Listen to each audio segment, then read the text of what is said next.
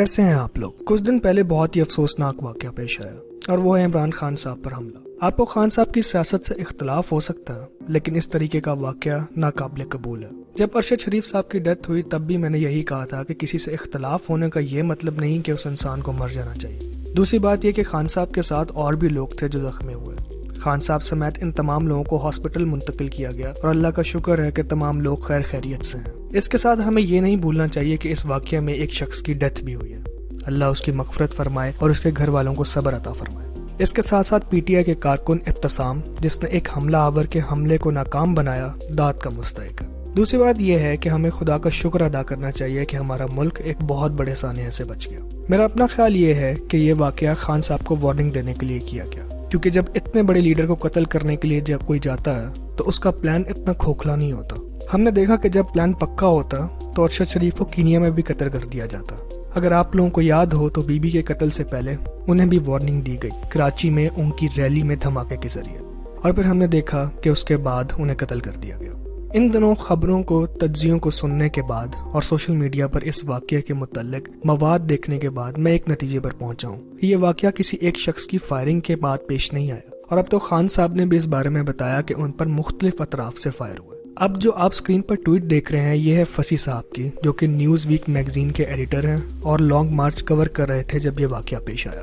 वो लिखते हैं कि मैं कंटेनर में था जब ये हमला हुआ और मेरी गाड़ी खान साहब के कंटेनर के पीछे पीछे आ रही थी, और उनके ड्राइवर के मुताबिक साथ ही एक प्लाजे की दूसरी मंजिल से भी खान साहब पर फायर हुए।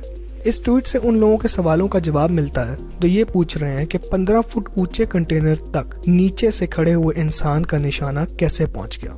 इन सब बातों से यह तासुर मुस्तहकम होता है कि जिस शख्स को पुलिस ने पकड़ा है वो शख्स असल मुजरिम नहीं है, बल्कि उसने तो लगता है तवज्जो हटाने की कोशिश की ताकि फायर कहीं और से आ सके। दूसरी बात यह है कि अभी इस बारे में कयास आरइयां चल ही रही थी कि पकड़े जाने वाले शख्स का पुलिस को दिया जाने वाला बयान सोशल मीडिया पर आ गया, जिसने और भी सवाल खड़े कर दिया।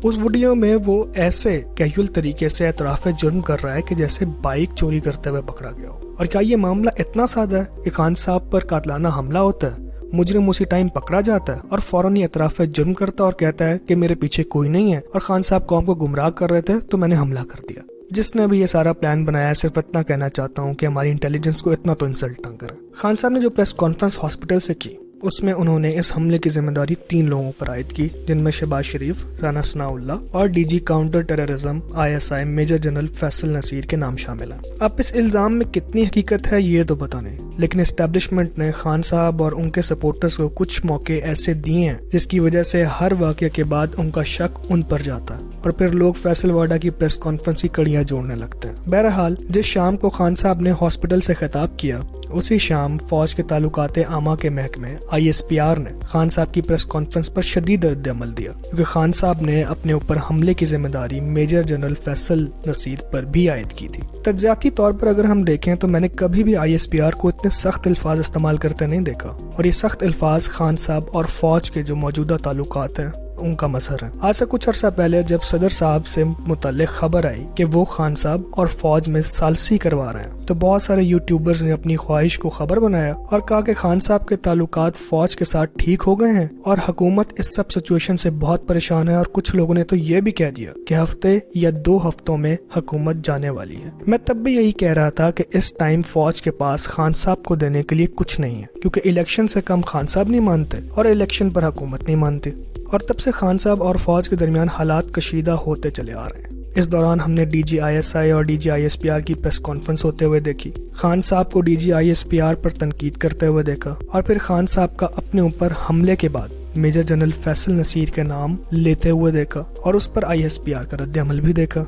इस सब हालात के तनाजुर में बस इतना कहना चाहता हूँ कि वैसे तो सियासत खेल ही मुमकिनात का है, लेकिन अब तक हालात व वाक़यात को देखते हुए लगता है कि आने वाले दिनों में खान साहब और फौज के दरमियान हालात मजीद कशीदा होंगे। जिन लोगों का ये ख्याल था कि खान साहब इस वाक़या के बाद पीछे हट जाएंगे तो उनकी असेसमेंट गलत है। खान साहब अब मजीद जारहाना रवैया अपनाएंगे और उसकी झलक आपको खान साहब की तरफ से मेजर जनरल फैसल नसीर के नाम को FIR में डलवाने के मुतालबे से नजर आता। अब इस मामले में चौधरी परवेज इलाही की कुछ मजबूरियां हैं, इस पर एक पूरी वीडियो बन सकती है, तो ये टॉपिक किसी और वीडियो में डिस्कस करेंगे। जो लोग ये उम्मीद लगाकर बैठे हैं कि इस वाकये के पीछे जो लोग हैं उनका पता लग जाएगा, तो माजरत, मुझे ये होता नजर नहीं आ रहा। اب آنے والے دنوں میں آپ ہر طرح کے الزام تراشیاں سنیں گے، اور اگر کچھ نہیں سنیں گے تو وہ ہے سچ۔ آج کے لیے بس اتنا ہی۔ اس ویڈیو کو شیئر کریں، لائک کریں، سبسکرائب کریں۔